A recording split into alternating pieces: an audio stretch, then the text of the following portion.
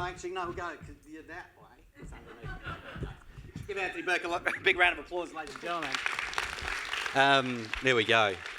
Thank you for all being here in the room. Thank you for everyone who is joining us online. It's so good to have you here at the wonderful UTS building in the Great Hall. And of course, it's really important for me to do a couple of things that I think is really important. Of course, is acknowledging the Gadigal people of the Eora Nation where we are today and paying respects to elders past and present. I also like to say I think it's really important the stories that we will share with you will resonate with many of us very deeply. But it's also important to say that they're just wafer thin when it comes to the stories of this wonderful country. And I love to quote my friend Jeffrey Greenaway, who's an extraordinary Indigenous architect in Melbourne, who quite simply and quite poetically says, we can concrete over country, but the stories still remain. And so we salute those broader stories today. This is good fun, isn't it, Anthony Burke? Give him a proper round of applause, Professor Anthony Burke. He was just telling me backstage that he remembers every one of his students that he's taught here in 20 years. Every single one. It's off topic, but it's important. Like, this has been one of your homes over that period of time. The buildings have changed over time. But have students changed in those 20 years? Yeah, I think they have. I think there's a different kind of mood across that generation right now that is distinct and very different to 20 years ago, certainly. Yeah. But I would say even 6 years ago, which is probably pre-COVID. Yeah. Yeah, and we're seeing a kind of a lot of very different questions, a lot of different motivations that are coming through in the students. They're still bright, talented, enthusiastic, all those sort of great things, but the kind of, let me say, the moral compass is changing. The reasons for doing architecture, for investing in design, moving in different directions. So, you know, the big and obvious tickets, sustainability and so on, are front and centre now. They're not peripheral, they're right there in the middle. And the idea of making positive change somehow, not quite sure how yet, because we just got here kind of thing, but that positive change thing is really front and centre, which is great. Because they can see it they see the need in front of them. They're living the need themselves. Yeah. You know, it's around them every day. So when you do bump into someone in the street... Yeah, thanks, Steve. It's a lot of them, but yeah. I mean, is there a theme to the ones that you remember? Yeah, well, like we were saying, you know, you remember the good ones and the bad ones, right? Yeah. No, I always remember sometimes the bad ones become good ones and the good ones become bad ones. You remember some certain conversations more than others, you know. They don't necessarily all the best conversations, but you remember them. I think the way to remember the students is I always remember through their projects, of course, because we spend hours talking about their work, their design work in studio. And you just come to identify the thought process with the drawings with the models, and all of that with the ambition, which is very personal in the end, and that's great. I was having a conversation recently with a bunch of sort of design students in year 12 and, you know, varying degrees of first couple of years of architecture. And we were talking about their desires for home and affordability. And the one thing that really shone through with all of them, which surprised me, was the top of the list for them was community. Mm-hmm. Yeah. And they are prepared, in terms of affordability, they're prepared. Well, they can't change how it is, but the way they see it is that they're not desiring the quarter-acre block. No, that's history. That's boomer territory. It's boomer territory. Yep. And also what it looks like, as long as it's close to where they want to be in the community, that's top of mind. Do you think that, you know, when we were students, we were thinking similar things about community? I'm not sure we were thinking too much when we were students. Yeah, we weren't. I mean, that was the pathway, wasn't it? Yeah. I mean, is that a similar thing that you're finding with students and people you talk to on the street about their desires? I do think, like you say, I think the idea of who one is designing for and who one is ultimately living with, the kinds of community people are constituting through design, is open territory once again. Yeah. And it hasn't been that way for a good 20 years. Yeah. So we're kind of back in, I would say, the 60s, in that kind of social moment, yeah? And you're absolutely right. It's not like it's some faraway sort of like nice cream on the cake kind of idea. It's like the first things first, who's going to be the neighbour? How close am I to the other person? I want to be with the people that I want to spend time with, that I love, and I want the people around me in a certain way. So the kinds of questions that we're addressing from the get-go, apart from the environmental ones, are very much the sort of the social coherency that they are craving, I think, the social connection that they want more of. Yeah. And they see the kind of, and again, I'm just speaking sort of generalising here a bit, but I think the digital turn has only made that even more important rather than less. Like, we're not feeling that connection digitally. It's a whole other space, it's a whole other thing. But the physical presence is taking on a weight and a gravitas, which I think is great. But it hasn't got a contemporary expression yet. We're still borrowing models from back then in the 60s.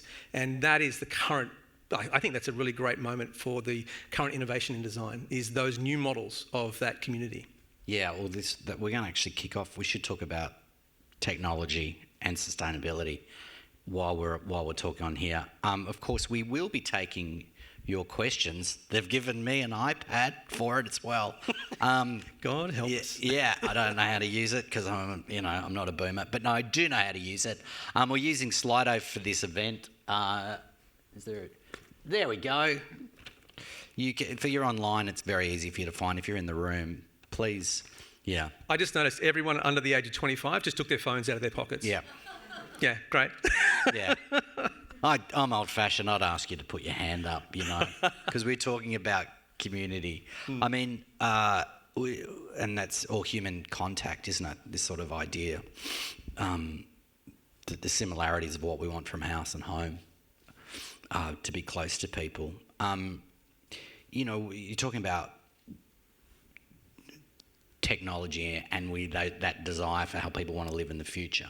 What is there now, and what's happening, and what can you see, and what's in the crystal ball? Yeah, I mean, so I think we're all pretty aware of the current crisis that we're in. So we can kind of almost park that a little bit, like assumed knowledge in a way. We've got to somehow... If you've just woken out of a coma, yes. Things aren't great in the housing affordability. We've got work to do. Yeah. So looking ahead, what's happening ahead? Like, I reckon there are a couple of different avenues. The first one's the obvious, as I mentioned before, the sustainability agenda. That's manifesting now, not just in the kind of big policy space. You're really seeing it. I'm seeing it out there every day with homeowners that I'm talking to. And the students, again, bring it to studio with a whole raft of new materials. These are reconstituted, recycled, upcycled, all the rest. Half of the people I meet on telly are basically, they've been on Facebook Marketplace last night and bought their lounge suite. They are shopping in these sorts of forums. They're looking for the used stuff. They want to repurpose. There's no stigma on that. It's not like, oh, you can't afford it. It's like, no, that's what I want. That's the way I'm going to do this. I'm going to make this fantastic because I can spend time in that kind of place in a way that I've never been able to in a showroom or through a catalogue or through Vogue Living or whatever it is. Yeah, but I mean, isn't that interesting because of that shift between back in the day when people couldn't afford things, like in my neighbourhood was full of people who'd have sheets for curtains. Yeah. And they would save up and when they had them. And then, of course, we had this sort of consumer boom of the late 90s, early 2000s. Yeah, exploded. That pushed us into a world that everything had to look perfect. So we've pushed back. Yeah. I mean, that's because of the obvious financial situation that we're in, the cost of living and all the rest of it. But I think on the plus side of all of that, we've got some great manufacturers now really trying to rethink the basic material palette. Now, I mean, you're right across the mid-century modern stuff, but when you think about the housing from the 50s and 60s, for example, a lot of it was based on really simple, available materials that had come straight out of industry, used simply but very well. Cleanly, clearly, elegantly, I would suggest. But not in a kind of like an overly decorative or fancy kind of way, just sort of an honesty of materials sort of way. So now imagine that same kind of attitude, but with a whole new raft of materials. The new versions of the Bakelite or the fibre cement boards. They're now made out of recycled cotton or out of straw offcuts or these kinds of things. And we're seeing this happening around Australia. Manufacturers are starting up in this space. They're getting their foot in the door for the first time in the last year or two. I've seen them now appearing on site, which is great. So there's those materials which I think are fascinating to watch emerge into market. How much more of, say, cross-laminated timber are we going to see? And is that going to be everyone's house? Yeah, I think a lot, yeah. Yeah. I mean, reconstituting... At the moment, if you're going to use straight-up timber out of on a house, like for framing, you're basically committing to using about 30% of a tree. So you cut down the tree to get the timber. To get those sticks of timber, you're using about 35% of the tree to make those pieces of timber. We can't do that. We've got to use the whole tree. If we're going to knock a tree down, we've got to use the whole thing. So every piece of fibre in that tree trunk is being now interrogated for what it can produce and help us to make, if you like. So, cross-laminated timber, all those kinds of engineered timber products that we're seeing out there now, I think that's just the tip of the iceberg. We're going to be seeing a much bigger range of that kind of material finding its way, firstly into the obvious stuff, the sticks and the sheets, but then we're going to start seeing people really kind of go the next step. So because you're kind of reconstituting things, you can actually then start to really enjoy a whole different kind of idea of form making, for example, whole different idea of environmental performance, for example. And that's the kind of the scope of the material change that's going on right now. We're at the tip of that, or the very beginning of that process, I think. What about, I'm always cynical about, someone coming around at the machine and printing me a house. We know it's there. You don't want a 3D printed house? No, but I'm not sure that we do, and I think that's when I understand that new materials people are going to, because they're cheaper, they're easier to do, you can CLT, you can get them to do all your frames and they're pre-cut and you can bolt them together and they fit perfectly and it's cheaper and it's all those sorts of things. But the idea of someone coming around and printing your house, there are always things that we don't quite respond to. Do you think that's one, or is it maybe for a pool, but... Well, I think what you're really touching on there is like the house isn't just a physical thing. It's a whole emotional commitment and a whole cultural kind of enterprise. So those two parts of this bigger question, yes, technology is changing. Yes, it's delivering new product. But it's a bit like the sustainability thing. We had the science in the 60s and 70s. We had the technology in the 2000s. But we're still arguing about climate change because it's a cultural change that, we're still not fully committed to for big sections of the planet, if you like. Not mentioning any names. Yes. So in that sense, there's this cultural commitment to those ideals. We've got the means, we've got the science, we know it has to happen, but can we politically let ourselves do it? Still, there are barriers in our way. It's a bit the same with the materials. So you've got this scope for new materials, better materials, more sustainable materials, but some of the mechanisms for putting them together in terms of trades are still stuck. Yep. We're still building houses like we did 150 years ago. Like we are still waiting for someone to ring someone to tell them that they... That's right, that they're not available on this day. Can we change that? Can we have is there a calendar system? Is there an Uber system? Is there something? There an app? Is there going to be an app that can get your Tyler there on the day that you want him to be there? You'd think so, but I don't think that's going to change anytime soon. They're in way too much demand right now. So actually, I think what's interesting, I was talking to an architect this morning and we were comparing what's going on in the building industry with what's going on in the tech sector with employment right now. So all of those coders who thought they had great jobs because they studied STEM at uni 5 years ago, thought they would be sort of home and hose working for Atlassian or whoever, they're all now out on their asses. AI's taken their jobs, 20,000 layoffs here, there and elsewhere. A little bit the same in the construction industry. That same kind of wave will hit because the people who are installing the materials now on site are not actually doing the craft work that we think of when we think of the trades back in the day. Real skills, real experience, real talent even, to make beautiful things. But all of that kind of difficult, high sweat labour is being sort of ported back to factory, back to machining, those sort of things. So there's a kind of an installing skill set on site, but not a lot else because it's happening in other places. Now, there's probably a good and a bad in that, but it does mean we've got this kind of moment where we've got to decide what are these skills worth, which skills are worth keeping, which skills can we kind of lean into. And you have this conversation with the Lost Trade Society and people like that who argue about things like boot making or, armoury or making knives and things from the old days, keeping those skills alive. And, when you need a lime plasterer, you go to the Lost Trades guys. Say, I need someone who can do traditional plaster work, please, So I think there is a sort of interesting question about labour. I don't have a clear answer for you now, but the change is imminent and it's going to be massive. Yeah, because many people would say, I would rather a robot that would come on Tuesday to tile my bathroom than something that can make... Because the robot will show up. Will replace my voice, right. Or it doesn't, their knees don't give way. But that's not fair to people who want to work and do that. I mean, there's all sorts of disruption going on, which is one of those things. What about this idea that in terms of the craftsmanship of things, we talk about community with young people, you're talking about desires with sustainability, and we're seeing whether they're true or not, this return to analog things. I read something today about Gen Z wanting, loving DVDs. Yep. Is that going to be, do you think this is like we pull back into humanity all the time whenever we're cornered in some way. We desire the handmade, the beautiful. We're never going to lose touch with that, Yeah. I don't think, for all the reasons that you're kind of alluding to. Those emotional connections are still strong, yeah? What I worry about in this space is we're going to get two ends of the spectrum. We're going to get the high-spec, high-manufactured, off-site, factory, blah, blah, on one end. Yeah. And we're going to get the absolute bespoke, handmade, fully crafted, artisanal kind of sourdough loaf kind of architecture on the other end, and this big chunk in the middle, which is 90% of us, will kind of miss out on what's happening. We'll be kind of lost between those two poles. There'll be a messy kind of middle, if you like. So you can imagine someone with a lot of money spending the money to get the craft because the craft equals time, and that happening at the high end of the market. And you can imagine kind of a lot of system-wide change going on at the other end of the market. That's what the government's trying to incentivise. It's not really working right now, but there is sort of a lot to be offered in that space. Let's say the mass housing end of the spectrum. So there's this sort of middle space which most of us live in right now. Yeah. The majority of Australians live in right now, and that doesn't seem to have a kind of a qualifier either way. So we borrow a bit from here, we borrow a bit from there.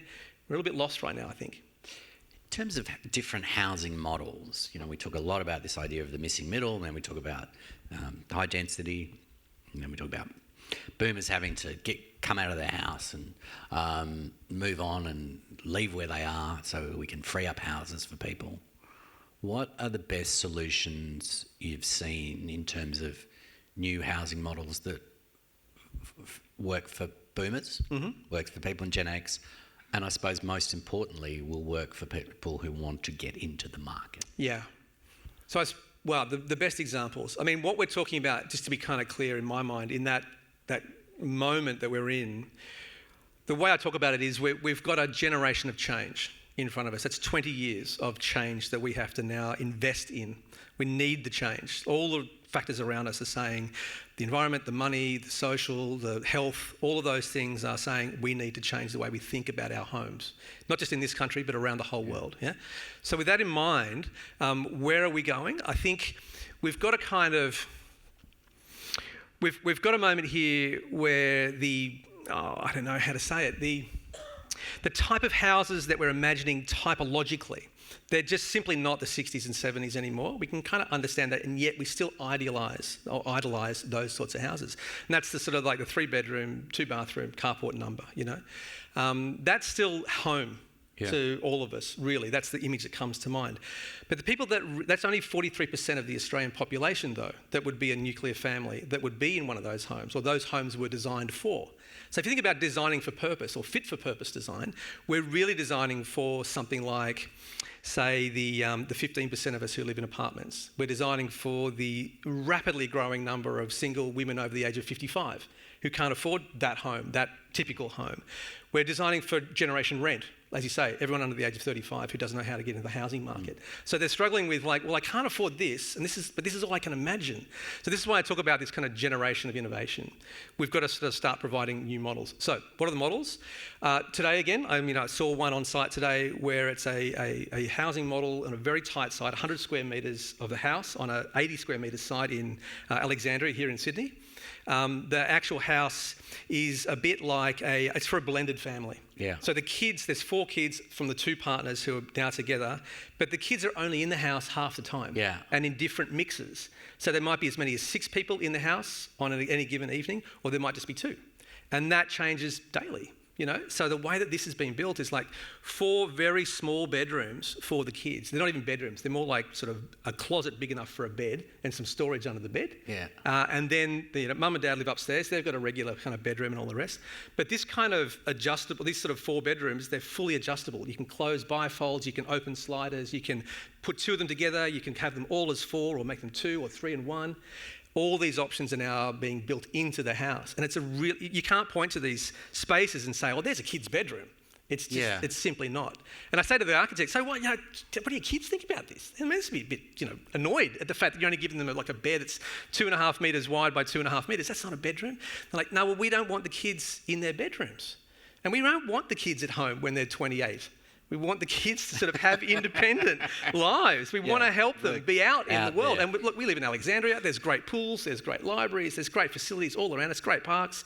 We don't want them kind of just in their bedrooms on their phones or whatever. So we're going to kind of get them to sort of, our family behavioural model to try and draw them out into the house itself and also then out into the community itself. Yeah. So they're designing it that way. It's a fabulous idea. I love I this can't wait to idea. see if it's going to work. I mean, that scale of house, of kids' bedrooms where, we're kids and you'd go, there's a room for bed, there's a cupboard and there's a little desk and that's it. And that's it. And then as soon as you're out, Mum turns it into the sewing room, which I just loved, Which more recently I was thinking whether that's Mum's way of coming to terms with you not being there. Yeah. And I never Got to find a understood new it. use. Yeah, I actually think it's an emotional response to seeing your room empty, and then if you transform it into something else, you don't miss them in some way. Kind of a domestic cultural act of grieving. Where I just thought it was really it's very sad beautiful. that Mum, as soon as I walked out the door, she turned it into the sewing room. But I mean, so that's, we're talking about inner city people doing interesting things that it's not for everyone, but these things do have a way of finding necessity. They're finding a way into everyday life. Yeah, and so there are new models happening to Yeah. kind of like, answer your question, I suppose, but they are few and far between. And we don't do well with risk in this country when it comes to design. We don't take a lot of risks, at least we don't these days, because it's worth a lot of money. It's a big investment. So we're very safety and very risk adverse, very safety conscious and risk adverse. Now, if you look around the world, there are lots of other models that are going on because of different cultural situations and conditions. And maybe it's a bit like, back in the day, we'll start looking out and importing other models back in here a bit more regularly, a bit more loosely, hopefully, and let them land in this country and let them change because of the country that we're in. Yeah, I mean, the classic model of granny flat out the back, which went away and came back for obvious reasons for lots of people. That's not perfect either. We could be probably doing better than that, couldn't we, in terms of...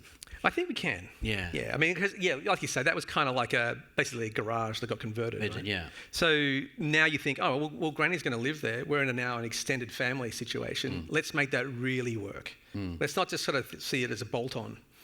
A bit like, again, sustainability sort of 20 years ago was something you bolted onto the building. You put a solar panel on, or you sort of bolted this bit of tech here or there, and maybe you showed it off, maybe you didn't. Now it's all integrated much more in the fabric of the building. It's a bit the same with that idea of blended families and so on. So managing something like real privacy issues for someone who's older in the house, who might be a single grandparent, let's say, and the younger generation, let's say the kids of the family, the management of that sort of privacy kind of landscape, if I want to put it that way, that's such a tricky design exercise, but that's the kind of thing that will change the shape of the house. That's the kind of thing that will help us evolve into our next version of the house. And that's exciting. I mean, how dramatically different will our houses look? I think they will look quite different in the end, but not for a long time. So I know that's a bit of a couched answer, isn't it? But I think but it's not going to happen because we want them to look differently. I don't think there's an aesthetic drive. I think what's going to happen is just the material choices, the kinds of houses, the multi-gen family houses that we're building, the 1.5 bedroom flats that we're building for, single women over 55. Yeah. These kinds of models change the actual DNA of the home. Now that will find an expression. What that is right now, I don't know, but it will. Right now, it'll still be kind of like you kind of expect it to be, but not for long. I mean, what about in terms of what people's desires are from all backgrounds? Like the move to the suburbs in the post-war period was sort of the start of the nuclear family. My parents, and their generation grew up with, Uncle Jim living in his sleep out on the front. It was very common for people to have multiple members of families. And then you move to the burbs and you're away from your families because you go where the affordability is. So that model is not working. It still doesn't work for people, being away from family. And that's the choice that most people are faced with right now, right? If you're trying to get into the market, you're 35, you're trying to put a deposit on something, you're making choices that aren't, well, my family's in Sydney, I'll stay in Sydney. You're making choices like, well, I guess I'm moving to, 4 hours in that direction because that's where I can find something affordable, so that's where I'll look for work. Yeah. So of course, this isn't just about architecture. We're talking about a whole life here. that kind of revolves around the way you want to live. So people are now not wanting to get that single detached home. They're looking for the alternatives. And right now they're a bit too, like I said before, few and far between. But that's where the innovation will happen. What the classic idea that all apartments have to be 2 bedrooms. That's a model that's been for investors rather than people who want to live in them. How are we seeing that change, and what do you think they will look like? That's a really interesting space. I mean, that's one of those numbers that is growing. So currently it's about, I think it's 16% odd of Australians who live in apartments, and that number is growing year on, census by census. So we're getting more of us living in those situations than less. Again, the people I'm talking to now, if I'd had that same conversation 5 years ago, I think it would have been, there are the investors, and then there are the ideas of apartment as a stepping stone to a home. But I think that is also flipping. That's changed, yeah. We're getting larger apartments, so you can have larger family groups into apartment living. You're having people choose to live in the community, like you were saying before, the idea of choosing community. People are thinking about sort of coming together in smaller and larger groups to live a little differently because they want to be around people in certain ways. And even really basic stuff, like I was talking to an apartment designer about a month ago, and she was saying, just having an apartment where you can open the front door, still feel secure, but see people walking through the corridor or past your front door means all the world of difference, because suddenly you're connected to the people you're living with. And those small things mean so much. And people are looking for that now. And I think the market is responding in that regard. You see those schemes where they have a huge, much like, I suppose it's more a European thing because sometimes it's the climate, but where they have a really large, wide hallway and there's kids playing and they're going from one apartment to another. We have to get our heads around that, don't we? That sort of thing. That's right. I mean, it starts with, we've got the gym downstairs. We all share the pool. Yeah. That's great. But then it becomes, look, I'm, single parent. I've got my little one with me. You're my neighbour, can you look after the little one? I've got to go and do a job interview. Would you mind, just for the afternoon? That starts off a conversation, and then suddenly, I've got actually a couple of friends in this situation. They become really tight networks of codependency that run across those sort of 4 and 5 story blocks in a residential apartment situation, which is proving to be absolute genius for people in that situation. So I'm thinking of a single mum who's a friend of ours, who just couldn't do it if she didn't have her neighbours to rely on to look after little Eddie. So it's great. And I think that is reciprocated, tenfold. That building up of trust, that building up of some kind of collegiality that's going on in those spaces is something you don't see happening in the single detached family home, really. Yes, and this is the thing. And so, people who are stuck in the suburbs now are chasing that community everywhere in different ways. And also the idea that the apartments can be more adaptive. You're seeing a lot more where they have a room for people, for family to come and stay that you can rent that's in the apartment. And they make it a bit shitty so they don't stay for too long. But just nice enough. But that's an understanding that lots of people, so we were in Sydney today, lots of people live in this city. Their parents live not just interstate but overseas, and they'll come for 6 weeks, and where do you put them if you're living in an apartment? They're all really important things for our well-being, aren't they? And absolutely. Finding different models with that. I mean, one of the other things we haven't spoken about yet is the big health question, and I think we've come to realise that the way we build our homes, they're actually doing us harm right now. There's the physical part of that, all the plastics and the formaldehydes and all those things. But the more interesting one to me is the social one that you're alluding to.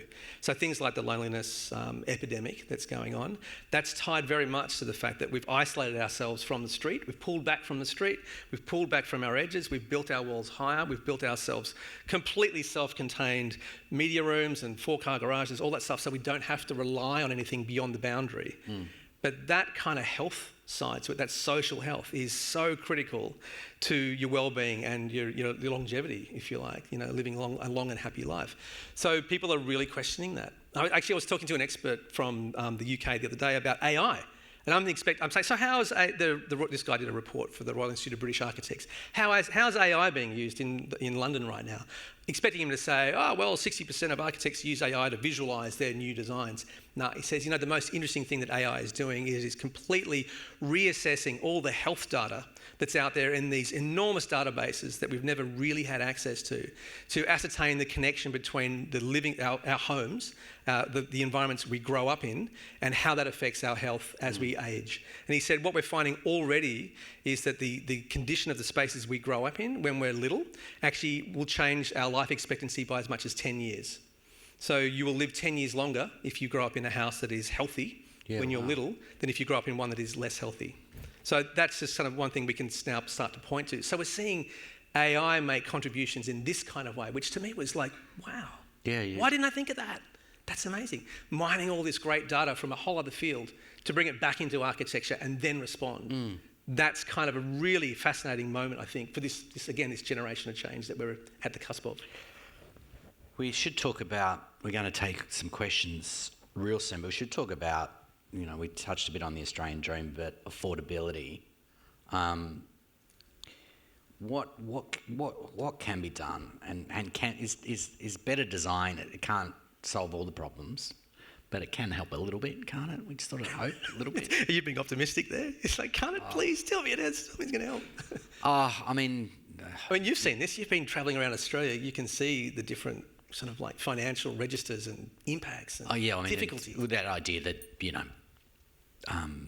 it's not a design problem, affordability, but you want to hope that those cleverer models would work. Yeah. I always say to people, talk to young people and they go, if 4 of you can buy a house together and turn it into micro apartments, that might work for you. Exactly. Exactly. And get a mate and if you're an architect, or get a mate who's studying and help you out, or get on YouTube, ask AI how to turn it into it. But I need a business model. And that gives you two things. It gets you in, and also it gives you the community that you want as well. That's right. Sort of smallish things rather than... I saw something the other day in the press about a business in Spain that's now selling up bedrooms. Not selling houses, not selling apartments, selling bedrooms. So what they do is you go online, you say, I want to buy that bedroom in Barcelona. It's horrendously expensive to buy anything in Barcelona, as you probably imagine, but I can probably afford a bedroom.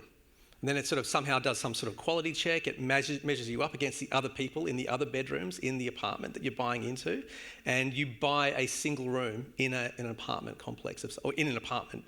And that's the kind of the new leasing arrangement. I see loans going on now. Did you hear how horrified people were? And there was this noticeable groan. It's like, oh my God, I've got to buy a room. A room, that's right. But on the other hand, like in London, there are new loan arrangements for groups of people coming to the bank and saying, we as a small group of friends want to invest together in this next property. What's the mortgage look like that's going to accommodate the four of us, the two of us, the four of us, into this situation? So there are new structures coming through their banking system that are starting to lean towards these kinds of things.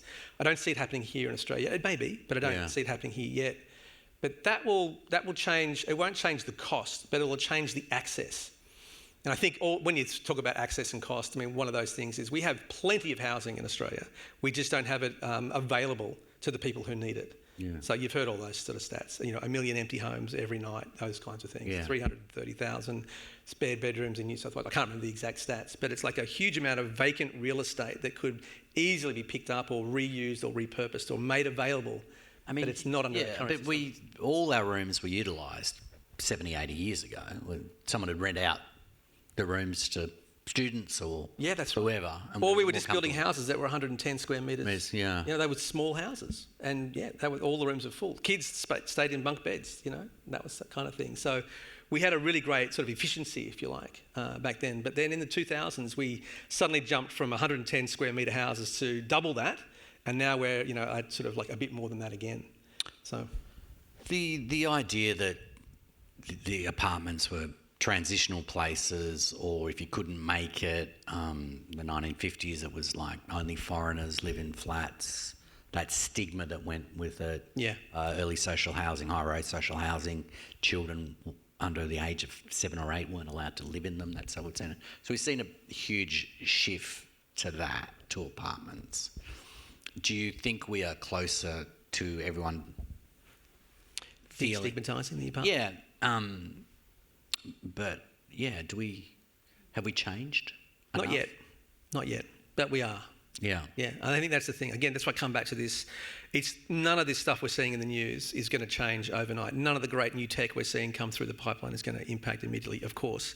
So it's a 20-year project. So we have to start thinking, I reckon, in 20-year blocks. Like, how can we move the needle from here to here over the next 20 years? What do we have to put in place, piece by slow piece, to make all that happen? And one of the big things I think we're not doing right now that we never talk about is how do we incentivise innovation in our built environment right now, because the supply and demand conversation suits the bankers, it suits the builders, but it doesn't really suit the people who are living in those homes, and it doesn't suit exactly what we're talking about, homes that are fit for living this century in this country.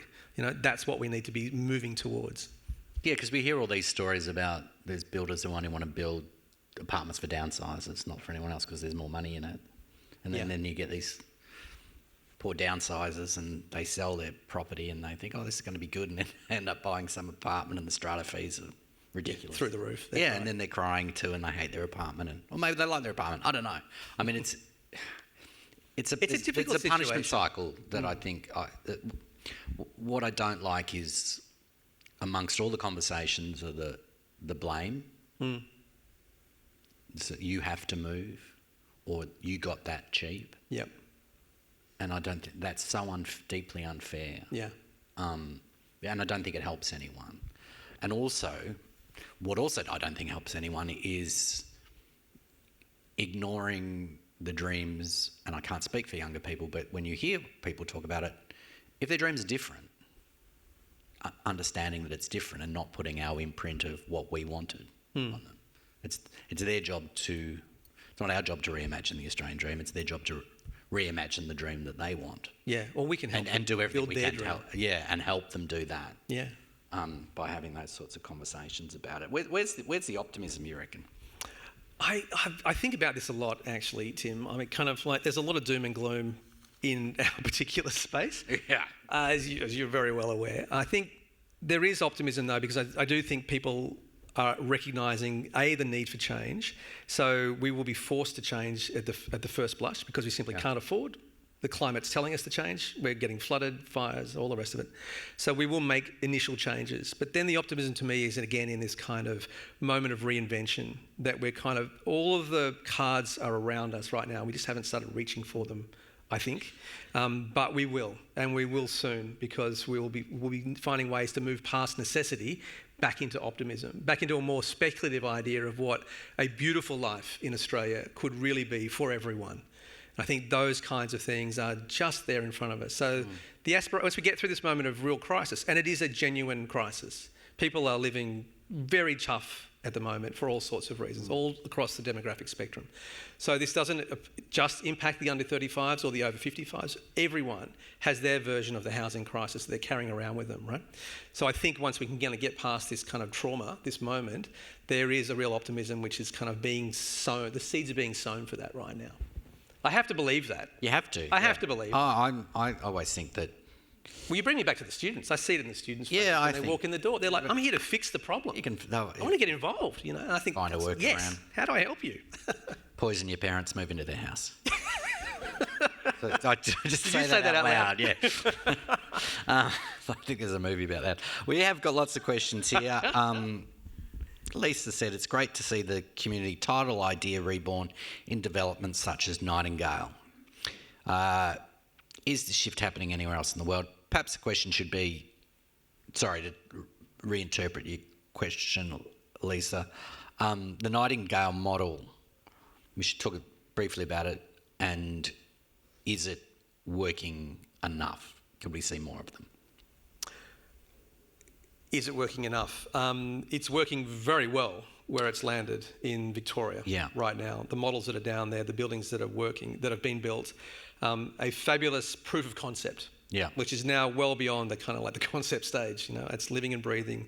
It's providing great amenity in sort of the higher and mid-level kind of rise, you know, multi-resident units, with a fantastic kind of sense of community and I would say an ethics behind it. That has been latched onto by a lot of people. It's not landing in New South Wales. It's not landing in other states yet because the land costs are different. So the model doesn't quite work the same. But as a kind of an inspiration, it is having a profound effect. You know, I think Breathe and Jeremy McLeod and those guys, the whole teams that have been involved with doing all that fabulous work, they're really daring us to change, to think this way. Well, I mean, this idea of it's sort of old-fashioned idea, really, of it's sort of a form of cooperative housing where if you take the money, instead of it going to all the developers, it goes back into the development and you get really great design. And, yeah. They managed to take the the developer and the real estate agent out of the whole pipeline and put that money back into the development. And so there's, plus they've got affordable housing and then social housing in it. People love living there. Yeah. You were there relatively recently. Yeah, I mean, I think, you know, I think many of the ideas have been taken by developers as well in terms of how things look. And I think it's a great model, but yeah, we can't do anything about there's one where they did here locally in Sydney where they've got one where they got in bed with the church, I think, didn't they, or something in Marrickville? Anyway, don't say those words in the same sentence. Australia has 13 million unused bedrooms. There you go. There we go. God, how do we use them better? Obviously, sell them. On this Spanish online marketplace for bedrooms. I mean, isn't that idea really not about the bedrooms? Is that how do we make mum and dad's house more flexible? Yeah. That's right. There's two things going on there. The first one is when we finish our homes, we tend to think, great, the builder's just left, they've handed me the keys, we've done handover, that's it, the house is done. Okay, walk away, see you in maybe 30 years when I need a new coat of paint or something, you know? So there is no idea that the house from that point on should evolve or change. It is fixed. I don't think of houses like that. I think houses are a bit like musical instruments. They have to be tuned. Every so often they need to adjust and be able to adjust. So really good designers are looking for ways to make those adjustments really easy to do, a part of the DNA of the home. And back to sort of the 50s, those sort of houses, I mean, I'm thinking of actually Jorn Utsen's house, his first house for his family in Hullebæk in Denmark. It was made so that you could move the bedroom walls around with basically no effort at all. Like it was just for the kids' room. Yeah. So you could change the sleeping arrangements with basically very minimal effort if your family dynamic needed to change in any particular way. That kind of thing, brilliant. So that is definitely something which has to happen. And like you say, mum and dad's house needs to sort of be able to evolve and be adaptable in those ways, you know. I think the second thing is that we kind of, again, get stuck with the kind of the 3-bedroom, 2-bathroom model. So we think the house is only this one thing. And this is where the kinds of things, the 1.5-bedroom apartments, the little bedrooms that I was telling you about before, they're the challenges that are coming along that speak to adjustability, that speak to adaptability. And this idea of a house will have maybe 4 or 5 lifetimes or 4 or 5 lives over your life and your relationship to the home. And if I had my way, I would love to think that the homes that we build for ourselves will change with us. Yeah. And we will want to stay there because the house will keep finding the best fit for us. And we don't lose the connection, we don't lose the memories, we don't lose the histories that we spent so much effort building in our spaces around us, those beautiful, intangible qualities that you really want a home to be. You know, they are the things that do not exist in a real estate kind of context where we're selling our homes and moving on every 7 to 11 years. You know, there's no time to build up. So that's what a home has to be able to, that's why a home should be flexible. So it can take on those things and keep taking things on like that and projecting them back to us on a daily level. Yeah, I've lived in the same house for a very long time and I can't imagine myself moving, and I wonder whether that's because I grew up, you know, what makes you stay put. I understand why people flip, but there is beauty with the evolution of homes. Yeah. Spare rooms become children's rooms become sewing rooms and become offices or become nan's room. But to do that, you've got to let go of this idea that the house is one thing, and you've got to be comfortable with the idea that the house will change with you. And it's going to grow up with you, and it's going to downsize with you, and it's going to change its parameters. And we do have a great tradition of renovations here in Australia. We're all pretty good at that. We all know our way around those kinds of add the spare room on the back kind of routines. But if we kind of design towards those things much more intentionally, we live much more intentionally with those ideas as we go into a design conversation, then I think we will see some pretty radical changes in the way that our houses will come back to us, be reflected back to us. And I'm looking forward to that, because as you're saying, you get that good fit. You just want to keep tweaking the instrument. Just keep making it a little bit better, a little bit now. The kids have left. Oh no, they're back. Oh no, mum's come over. Here's the guest. They've come over from another country. All those things can be sort of absorbed into the house, and it sort of takes it on. That idea that a house is one thing, that's what we're stuck with right now. And that's the big cultural project of the moment. How do we get past that house into all the other houses that we could imagine as the houses that Australians will live in for the next 20 years and beyond? Yeah. Really good. Here we go. Another question. A really easy one. It's a UTS architecture grad they're anonymous because they don't want to be forgotten by you. I bought in Newcastle at age 25. How do we motivate people to see the appeal of buying their first home outside of capital cities? Well, it's sort of economic, really, isn't it? Yeah, that's a good real estate question. You want me to answer that? Yeah, yeah. Well, I mean, it is, isn't it? It's someone like Newcastle is doing the heavy lifting for itself, isn't it? In terms of, it's a pretty great city, like a city on the beach. It's like extraordinary. Having a great time right now. Yeah. Having a total glow up.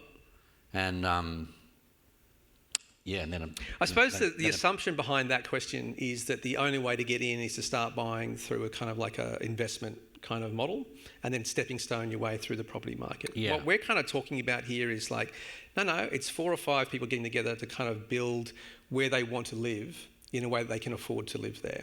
And that kind of, as we get to those sort of small scale commune type models or co-op models and those sort of things, the smaller version of Nightingale, if you can imagine that. Yeah, I mean, a couple of weeks ago, I was in Perth talking to Kate from Whispering Smith, who's a great architect, and she also does some sort of development work where she buys okay houses and then restores them or does nice things with them and then carves a little bit off the back and builds an extra dwelling. And, if she could do it, she would build micro houses at the back lane. So instead of a granny flat, there would be 3 houses or 4 houses for 1 bedroom. Exactly. People. And then suddenly you think, if that was mum and dad's place, and if they carved off the back where or the part of the garden that they don't need, where they just had rubbish and dad had all these odd car bodies or sheds, suddenly they've got 5 lovely neighbours at the back there. Life would be so much sweeter. There's a really great model that's been developed in Adelaide called Blue Housing. You've probably heard of it, yeah? And the idea there is it's basically a hedge against the NIMBYs who don't want to see the character of a neighbourhood change. They really want to maintain their heritage. So you can imagine that happening all over, as you know. But the Blue model is about actually taking up those backyards, working with the laneways in very small, very strategic kinds of, effectively, alterations and additions plus a little, if you like. But the whole trick there is to kind of separate the title deed from one property to something plus a shared thing. So you get exactly that larger community. And the argument goes, if you can do that, you can increase the density in a regular neighbourhood without changing the character at all by double, triple, maybe even more than that. And that is a total bonus. That allows a whole different level of resident into those markets, which is great. You want that diversity in your neighbourhood. You want the people there that are kind of bringing the life into the lanes and into the shops and all the rest. Yeah, I mean, those laneways are fascinating because they're sitting there for the dunny carts, which we only had for a small period of time. We're stuck with an idea from a very long time ago, and we still don't know quite what to do with them, do we? But yet they're the most social places. I live in Annandale, and look, our front space is like a regular street in Annandale, and I see my neighbours walking up and down the street every now and then. But go out the back lane, have a chat with the guy who's renovating, or not renovating, he's fixing his car 2 doors down, the landscape gardener's 4 doors up, ask him about plant advice, thanks very much. So that's where the conversations happen. That's where you go and have a bit of gossip about, the neighbours 2 doors up, they didn't put their bins in the other night. Have to do something, So that's where the chats happen. Yeah. So they're really social spaces. Yeah, and I think people are constantly looking for that. Built for rent. Yep. Is that a solution for us? Well, it works really well in the United States. It has been working pretty well there. I think it does one thing which is very good. It does mean that the quality of the build in those multi-residential towers and all the rest is necessarily much higher. So we can look to the product that we're creating there and think that there is an incentive to make better apartment buildings because they have to last, because the owner is going to keep them for 30, 40 years. Yeah. So the incentive to better quality, more endurance, all those things is there. However, does it actually then allow the people into the housing market that currently can't get in? I don't know if that's actually the case. I don't know if it actually puts a premium on that or not. So I don't think it's actually a solution to the housing crisis, but I think it is a solution to better housing, if I can put it that way. Yeah, and they tend not to... Like if you put built to rent in Bondi, that would be perfect. Yeah. But they will... There's more money to be made not doing... People who are living in Bondi aren't worried about how much things are costing, I don't think. Yeah, they'll be $12 you would sell it rather than that one. So it's an interesting model. I mean, it does incentivise some good outcomes and it does give us a different way to look at it. But I remember Mirvac going through maybe I'm speaking out of turn here, but there was a while back they were investigating these models and for some reason it doesn't quite work as easily in the Australian financial context as it does in places like the United States. Well, I think they've got to be in it for a very long haul for the return. Yeah. Like, yeah. I'm not an economics expert, clearly. Yeah, I don't want to get into the finances. This is an interesting one. Would the Australian housing model benefit from deprivatising spaces like outdoor gardens, pools, etc., and moving those functions of the home into shared spaces? To a degree, I think, yes. It's a bit like what we're talking about with the backyards, right? And the sort of shared spaces. Again, talking to people who are doing these houses for single women over 55, a big part of that is the rebalancing of the private and shared spaces within a very small block. So you can do this at the level of just two neighbours sharing a garden shed. Really basic stuff, you know. That's where a really good conversation begins because, of course, that can evolve up to entire streets sharing plots for gardens and all the rest. It sounds a little bit hippy-trippy at that level, a bit like, oh, that's a nice thing to do. Why don't we do that? But if you start to think of it from the point of view of, okay, that then also opens up access for those people living in those multi-gen houses to their neighbours. The people living in the granny flats who are maybe on their own, they've now got a kind of a more accessible community they're talking to in a more controlled way. So the social program changes in a way which I think is really great, very encouraging. I think it's totally worth doing. But the sharing our own spaces, I think we've forgotten some of that. You know, there was always when I was a kid, there was some old lady down the road who had a tennis court and we'd all learn to play tennis there. And I don't think anyone paid. Yeah. She didn't play tennis anymore. But I was in Brisbane a couple of weeks ago and saw this great project where at the back they've got a dual street frontage. At the back, the pool sits next to the garage or the carport. And they've got an access code for the pool and they've got a WhatsApp group for the neighbourhood. And whenever they go away, they say, we're away for 3 weeks, we're going back to the UK. If you want to go for a swim, you know, knock yourself out, which I think is fantastic. Yeah. Which is much different to when I was a kid where we wait for the neighbours to go on holidays and then jump over the fence. Sneak over the fence, yeah. But I think those sorts of acts of community are far more common today than they were 5 years ago. Well, I think they're coming back. Yeah. I think they're coming back. Actually, interestingly too, inside the home, one of the areas that I suppose I worry about the most is the evolution or the current let's call it fascination with the butler's pantry.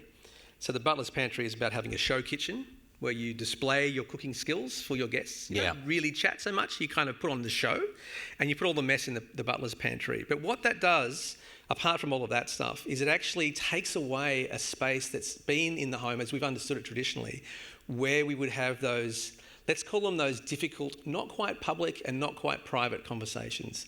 So you want to have a chat with your partner about the finances, you kind of do that in the kitchen while you're washing up. You know, you don't do that if you're in some specky looking kitchen with a butler's pantry. Like suddenly that's a formal space, it's a presentation space. So it's a public space in the house. But this intermediary space where, look honey, I don't think the finances are great this month, we're going to have to sort of pull the reins in a bit. Those sort of chats. Or, sweetheart, when you go to school tomorrow, I really don't want you to punch that guy in the face again. Like these sort of like conversations you have with the family that aren't for the living room, nor are they for the bedroom. They're in between. They happen in those spaces, like the kitchen, the laundry, the scullery, like those old-fashioned sort of spaces between, which I think we're kind of designing them out somehow. And I think that is a problem. I think we need this kind of range of uses in our homes. You know, it ties itself into the open plan idea, but that's something that I realise where would you go to have that conversation with your partner when the whole family's home, but you've got to have a difficult conversation or something which is hard to talk about in any kind of way? Where's the space for that? Yeah, I was at the same thing. I was at someone's house a couple of weeks ago as well who the kitchen is closed off. They live in a heritage house and, you know, he's a chef and he quite likes it because he doesn't want to be annoyed while he's doing all that. But so the idea of open plan came about, really, wasn't it? Because we open up the kitchen so women aren't hidden away. We're that's how our lives are lived. And now they're talking about closing it in. I know I saw the breakfast hatch is potentially coming. It's coming back. Yeah. It's making a comeback. Yeah, I mean, the idea of separating things is important for us suddenly, isn't it? It is. And I think, again, I've been having these conversations about the work from home thing and after COVID. Yeah. We've realised that having one big open space is actually not great for everyone. And you know, all things, all the time, all at once for everybody is not a good way to live in a home. You need more of a varied landscape in your domestic life to handle different situations than that. So if it's a Zoom call you've got to do for work or, again, a difficult conversation you have to have, those sorts of things need that variety in the home. So how do we give that range of experiences through home? It doesn't have to be fancy, but it needs to be there. The range needs to be there, I think. Question here. There's a couple of, and I'm just going to push two together that both of them are similarly talking about the cost of sustainability. Is that a thing anymore? Are we past that? We're not past it, unfortunately. The premium for building with sustainable approaches and materials and all the rest right now is still probably somewhere between 20 and 30% on top of a standard build. Yeah, so you're paying for your ethics. Yeah, you have to wear the cost on your sleeve, I suppose, which is not, of course, not how it should be. That's the opposite of how it should be. So yes, we're still paying for it. Is it changing? Yes, it is. Like everything, that those price differentials, if you like, are coming closer together. Like all those products I mentioned earlier on, they're making their way into the market now. So we're seeing alternatives which are not at a price point here, but at a price point which is competitive with the other sorts of, you know, wallboards, for example. So at a very kind of ordinary, everyday level, there is change happening in the space. There are now other choices. The thing I think that is still very difficult for homeowners in the sustainability space, and why people are probably paying more than they really need to make a truly sustainable home, is because there is so much information out there right now, it's really hard to navigate. So you're kind of at the mercy of a lot of different experts with a lot of differing points of view and a lot of different conversations that are kind of smooshed into one. I think, you know, we come back to a conversation with your architect about the house you're building for your family. I bet you $1,000 it's going to start with the fundamentals. You know, like what is the orientation? Where's the sun coming from? How do I use that? The absolute basics. This is not rocket science. This is no PhD required, right? It's just basic stuff. But this is the stuff that homeowners don't, as often as they'd like to, have choice around. They kind of walk into something which has already been done for them. They buy off the plan, they buy in, you know, a housing estate, that kind of thing. Those decisions were made way back in planning or at a different point where they have no control over that anymore. So they're forever fixing the problem or moderating or ameliorating the problem rather than actually from scratch dealing some very basic things very neatly, very nicely and, you know, solving it that way. Can we wean ourselves off, this is a good way to finish it, can we wean ourselves off the urban sprawl? I don't know, Tim. What do you think? I think the problem, a lot of the growing problem with the sprawl is a desire to own your piece of turf. Piece of dirt. And those who want that and their reasons for it is varied and often complex and sometimes based on where you come from as well. And there's security with owning land in that way, and which is no different to how people felt when they came here in the 1950s in the post-war period. I feel if I own this piece of land, I can't be moved on. And I think that is part, and we have to recognise that, and we have to understand those people's concerns, and that is being compassionate for where people's lives are at. I'm more worried. I think a lot of our problems in terms of how we feel with the aesthetic, I suppose, of the urban sprawl is not about the houses, it's about the landscape. And I think what worries me deeply is we've fallen out of love with our landscape, or somewhere along the line, people aren't falling in love with it. We've turned inside? Yeah, and I don't know how you can hate trees. I don't know how you can be in a situation where, in a nation that's obsessed with real estate and the idea of the leafy green suburb being the most expensive one, that you won't try and recreate that, and it's everywhere. And keep the trees. Yeah, and so why can't we see the beauty in the bush and put that into every one of our houses? Because it hides a lot of mistakes, doesn't it? Yeah. So I don't know, and I think, but you would see people all the time who understand that. I do, but I think the thing about the suburbs is interesting because I do think that's also tied to a generational shift. It's a bit like we're saying, as you say, people grew up wanting their patch of turf for the security and all the rest of it. I think the generation coming through now who are first home, and just before, let's say, first home buyers, like let's say under 35, they're looking at things like proximity to work, to jobs. They're looking at things like community. They're looking to access to lifestyle, which is not going to happen at a suburb 2 hours commute from where I'm going to work. The choices that they're going to be making will actually reject the suburb rather than sustain the suburb, but they have to find the financial security through other means. So I think that is something which will change. Now, will it have a big effect on the actual suburban sprawl we've got right now? Perhaps not, again, not immediately, but I think the wave is kind of returning to the centre, if you like, and people aren't as scared about density as they used to be. It's not the stigma that it used to be. It's no longer the second best option. It's now like, no, actually, I want to live close to the city because I want to live close to these amenities that are important to me and my sports team or my friends, whatever. Those things are key, you know? So that's, I think, a change that'll kind of like really challenge the suburbs. And as you say, the treeless suburbs that we see getting built around us, I mean, just look at the heat island effect studies that are going on. You know, bowling greens with AstroTurf registering temperatures of above 85 degrees centigrade on a hot day. On a 35-degree day, the actual AstroTurf is so hot it will burn through your sneakers. So that is happening in those treeless suburbs because precisely there are no trees and we've forgotten how to look at nature. Don't get me started on Astro. I mean, I think we'll be pulling it all up before we know it. All that microplastic our kids are breathing in and stuff. Anyway, that's another story. Yeah, let's leave it on a high positive note, shall we, ladies and gentlemen? We are out of time. It's been a fantastic conversation. Thank you so much, Anthony, for your insight. Please give him a big round of applause. Thanks, everybody. Really fascinating stuff. And thank you to everyone who's been watching at home. It's been great to have your questions as well. It's been a great session. Thank you.